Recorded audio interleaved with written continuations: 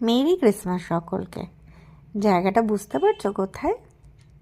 বুঝতে পারলে না এখনো? আচ্ছা, আমি তাহলে বলেই দিই। এটা কলকাতার ইকো পার্ক।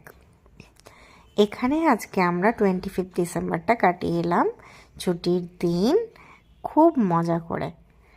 তো ফার্স্টেই আমরা এখানে চলে গিয়ে সেলফি তুলে নিচ্ছি। দেখো তুমি, হ্যাঁ তুমি এই পার্টি সাপটাটা কালকে রাত 12টা অবধি বানালে বসে বসে।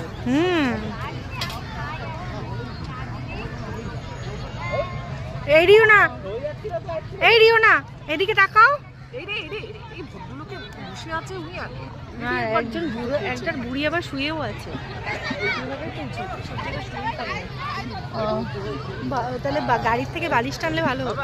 হ্যাঁ, ব্যাগ আছে তো, ব্যাগের মাথা দিয়ে শুয়ে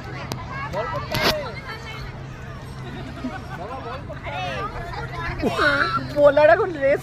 দূর থেকে দেখছি আমার ছেলে একটা কাঠি নিয়ে মাটি কোপাতে আরম্ভ করেছে। ব্যাস আমার রাগ হয়ে গেছে। হাত ধোয়ার জায়গা নেই। চিৎকার করছি আমি তখন যে একদম মাটিটা কোপাবি না।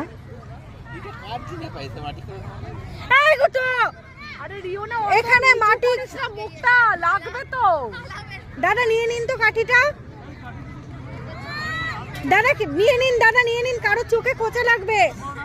দাদা ফেলে দিন ওটা নিয়ে, একটু ফেলে দাও না নিয়ে।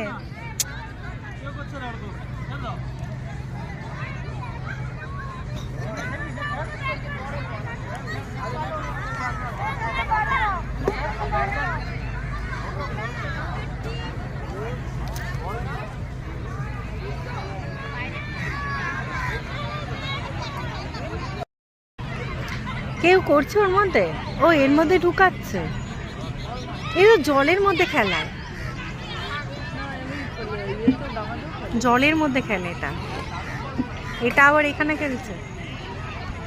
এটা আমরা ঢুকলে গোল গোল করে ঘুরবে, বুঝেছো? তুমি একদিকে থাকবে, আমি একদিকে থাকবো। আমাদের যা মোটামুটি স্বাস্থ্য, তাতে গোল গোল করেই ঘুরবে।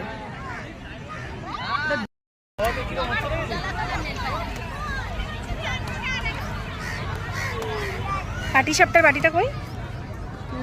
লোকজনকে পাটি সাপটাও এনেছি। আবার এটা ননভেজের কিছু।